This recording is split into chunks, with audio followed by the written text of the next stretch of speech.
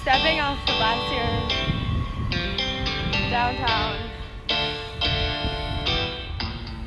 You know, when you get that feeling inside of you, and you get that feeling in the air around you, and you're like, yeah, it's this day that's gonna change my life. Well, I feel like that's today. That's this day for me.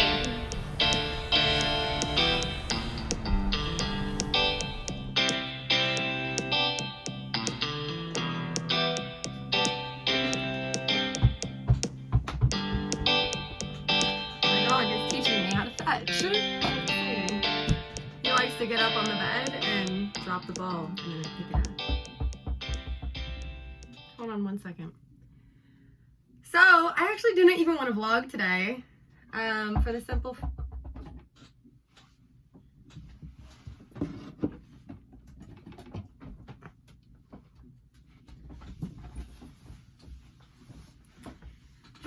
fact that, hold on, I need to find a focal point here. This ball is about to find a new home for about, oh man, we're going down. Oh. Okay. All right.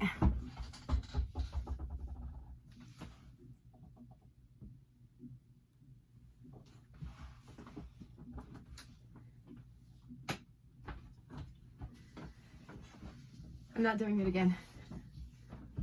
That was it. That was it. Let me find a focal point here. I'm gonna write something up here.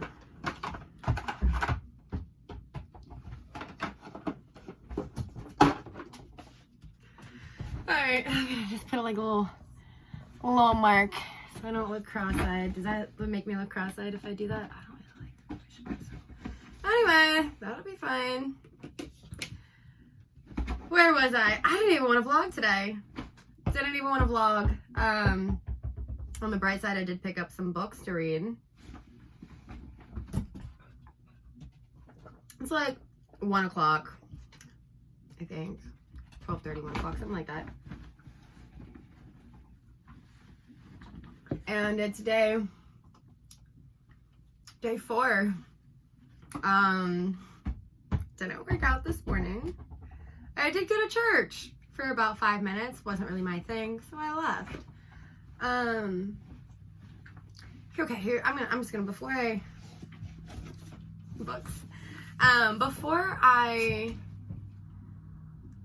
go on a tangent about these books, I wanted to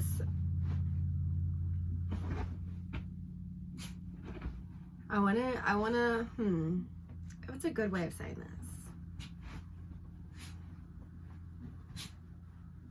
I personally don't like to go to church. In the traditional aspect, I find it very dull and very boring. And I don't want to put my time into something I find dull or boring. And for me, that's sitting in a pew, not even talking to people. I know I've been to probably like 15 or 20 churches in my life, and what I found is that everybody's so separated. They don't talk to each other. They enter, they sit there. They don't have they don't have any communication. They don't have any community. They don't have a feeling of oneness. It's just a very spread out, very, I have to do this. It makes me a good person if I do this. And where I stand with that is, it doesn't make you a good person to walk in a building. I could walk in a Walmart. It doesn't make me a shopper. Sometimes I walk in, just use the bathroom, and I leave, right? I want to say this differently because I think this is going to sound better. Just because you walk into Walmart doesn't make you an employee of Walmart, even though they have self-checkout, right? Just because you walk into a church building does not make you a good person, does not make you, it doesn't, I'm just going to leave it at that because I wouldn't consider myself a Christian, or a Catholic, or a Jew, or someone who practiced Hinduism, or a Buddhist, or anything, really. But I would say I'm a friend of God, and I think that means more. To me personally, it means more. Anyway, moving on. I don't know what that was. I'm just like, I feel like I'm looking at this, but not like my head's like up here. Like oh no.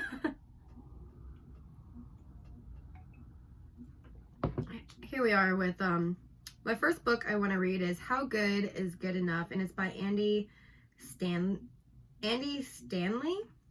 I got this for $2 at the half price bookstore, and it's really small.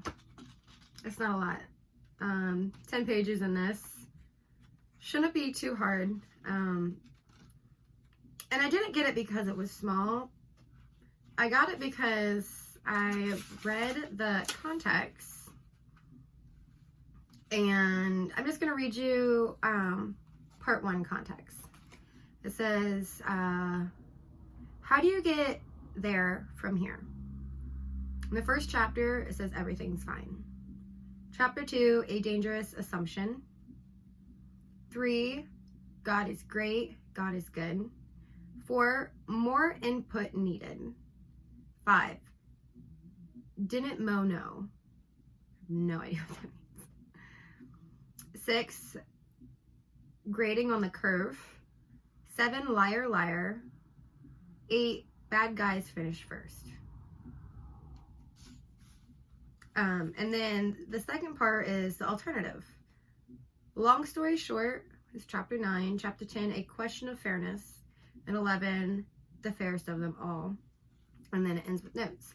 There's some things I did like about like what this book kind of like stands for. You know what I mean?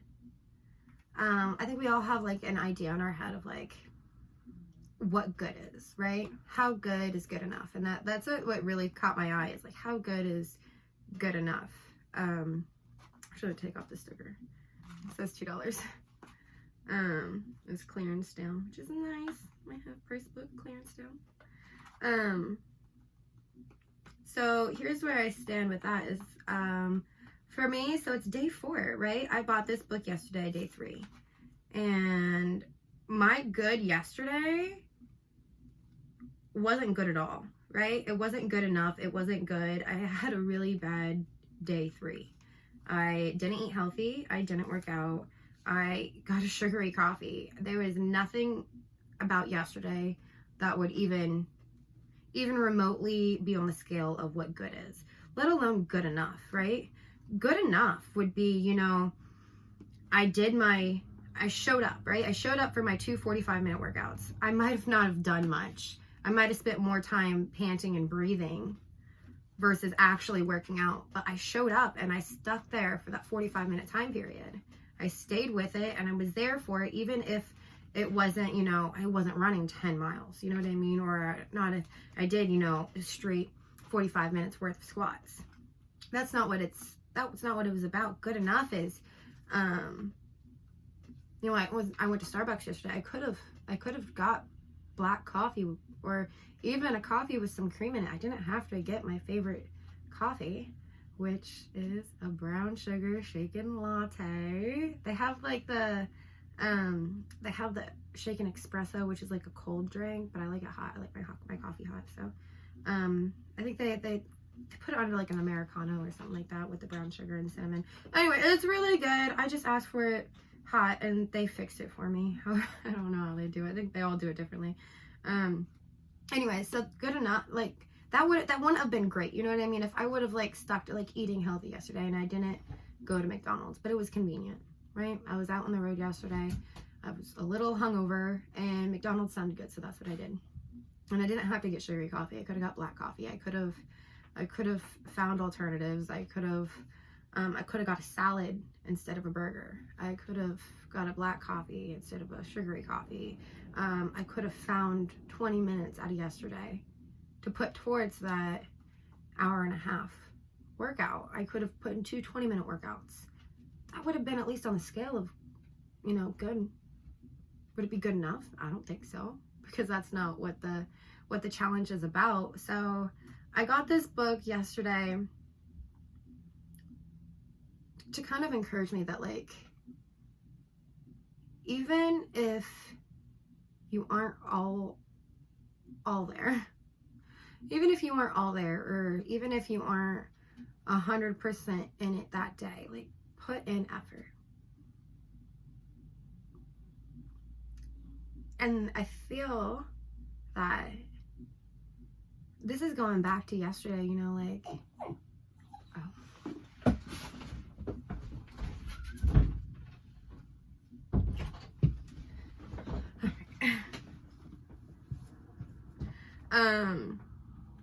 even if,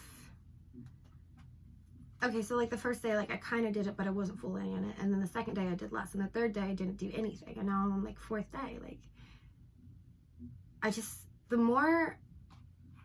less effort I stopped putting in, the less effort I continued to put in. And it kind of started snowballing. And now here I am, day 4. I haven't read a book. I didn't do a workout.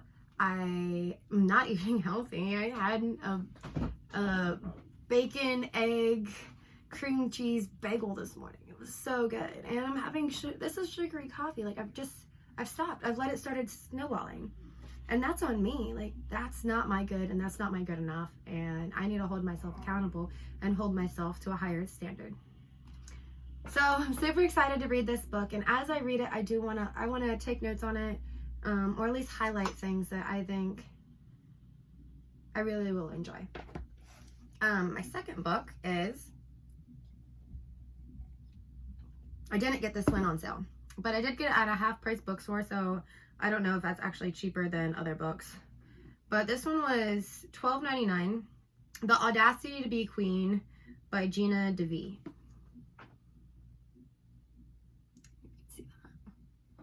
And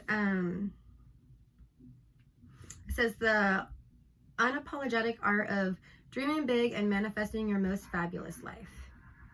I got this because, again, like, I don't like to read like the back of the book or like notes that other people do. How I gauge on what book is good for me, I read the context, like the title chapters. And sometimes like a chapter will, like the title of it will resonate with me. And even if like I don't per se like what the chapter is saying, sometimes that title could be the inspiration that I need. And sometimes it's like when you look at the title, you're like, oh yeah, I really like the title of that chapter. And then you read the chapter and you're like, wow, that really sits with me. Or wow, like I'm going to take that title chapter and use it for my own life, kind of thing. I don't know. Anyway, so I'm going to read some of these off to you just so you kind of have an idea of what's in the book. Part 1, Your Epic Life is Waiting. Chapter 1, Queen by Design. 2, Spirituality is Your Superpower. 3, The Feminine Mystery. 4, Your Meeting with the Queen. Part 2, Your Royal Intention. 5, Stepping Out of the Shadows. 6, The Disease to Please. 7, The Comparison Trap. 8, Bending Space and Time. Part 3, Qualities of a Queen. 9, The Answer to Everything. 10, Communicating Like a Queen. 11, The End to Crazy Making. Yeah, The End to Crazy Making. 12, The Sexiness of Certainty. Part 4, The Fully Financed Queen. This is part like I really wanted to read because it did talk about finances too. And I know that's something I said that I wanted to journey on, but I didn't want to just find a finance book, because a lot of them say the same thing, and I've read them and they just don't resonate with me. So I thought that maybe this would do the job. So part 4, The Fully Financed Queen. 3, Manifesting a Financial Miracle. 14, sorry. All the Queens Are Doing It. 15, Money Shaming is the New Witch Burning. 16, Prioritizing Pleasure. So here's like one thing that I have started using in my life, and this is before even reading the book, that I don't know if it resonates with anybody, but it's called being bougie. Being bougie and luxury are two different things. Like drinking K-cups from home, right? Bougie, because that's what I can afford, and it means that I still have money in my bank account. Not too much, but something like that.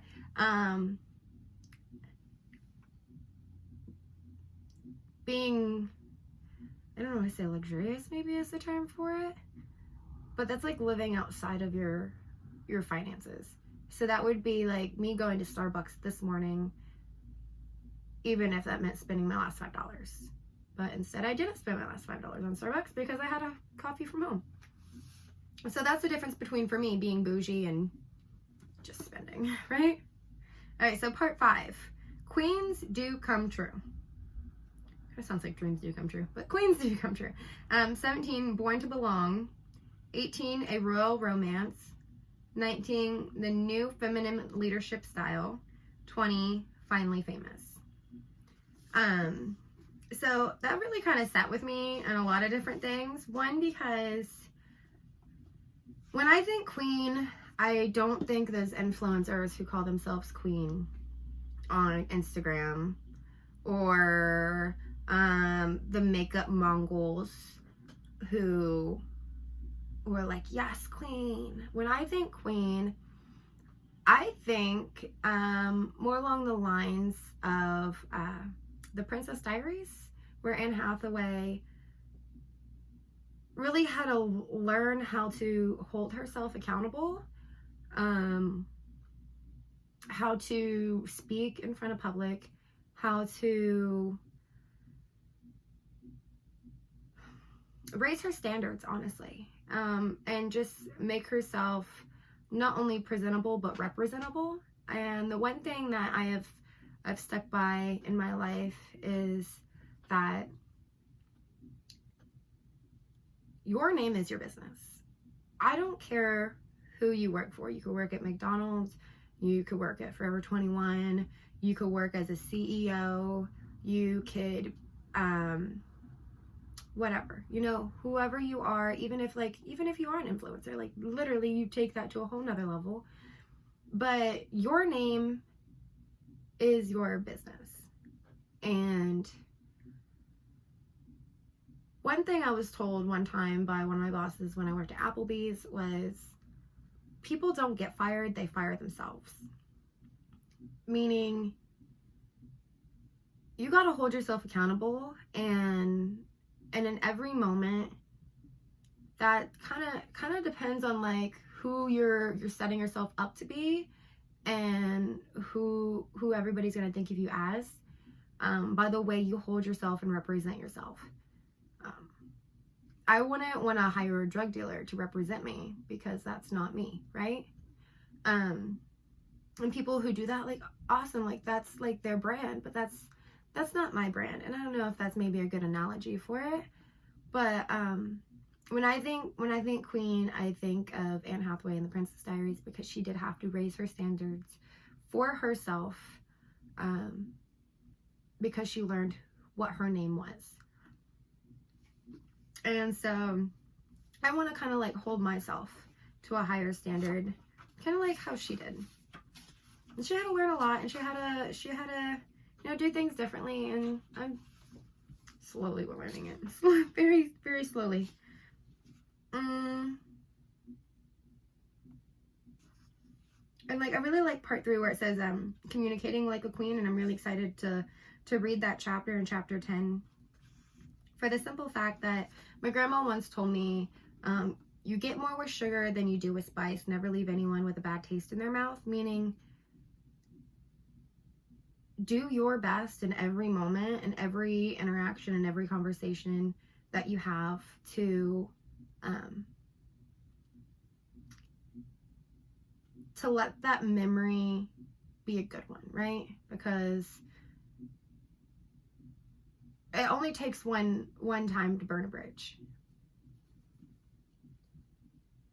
So never leave anybody with a bad taste in their mouth. Anyway, I'm super excited for this book. This wasn't supposed to be a book review. I didn't even read the book yet, but it kind of feels like a book review. Anyway, I'm super excited to read those books. And I'm trying to think what else. I wish I had more to say, but I didn't work out. Didn't eat healthy. I'm about to go eat a brat. Maybe I shouldn't say that. This is supposed to be encouraging. I'm encouraging myself. Maybe. Anyway, I'm super excited to read these books at the least. It's been a while since I've read a book, so this will be nice for me.